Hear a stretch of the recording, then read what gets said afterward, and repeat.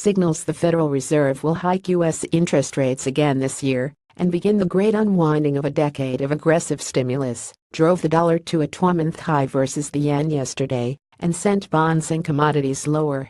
Traders reacted predictably to what had been a heavily-flagged move from the Fed, which was then followed just as unsurprisingly in Asia as the Bank of Japan kept its monetary spigots open at full. Along with the dollar bulls, European bank stocks cheered the prospect of higher interest rates, which should help their profits. They rose over 1.5% as a weaker euro helped the pan-European stock 600 generally too. Since the start of 2014, Reuters analysis shows that the big three rating agencies, S&P Global, Moody's and Fitch, have racked up more than 155 emerging market downgrades between them, which averages at a roughly one a week. The likes of S&P have also still have far more negative outlooks, effectively downgrade warnings, on sovereign ratings than positive ones too, which suggest further cuts are looming. The Fed's plan to start reducing its $4.2 trillion crisis-era stockpile of bonds and raise U.S. rates again was still the driver, though as U.S. markets prepared to reopen.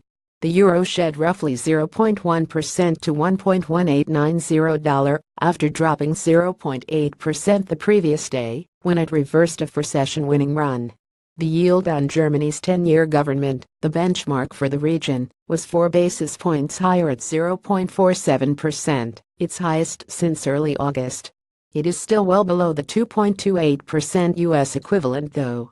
The gap between U.S. and German 10-year borrowing costs narrowed a touch to 179 bits per second, having struck 184 bits per second, its highest in a month, on Wednesday.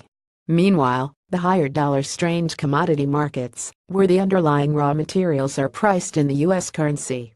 Gold hit a 3-week low of $1,293 per ounce, Brent and WTI oil eased away from multi-month highs, while industrial metals copper and nickel tumbled 1.2 and 3.8% to more than on-a-month lows. Brent crude futures last stood at $55.83, down around 1% from late U.S. levels as United States benchmark West Texas Intermediate WTI fell to $50.14.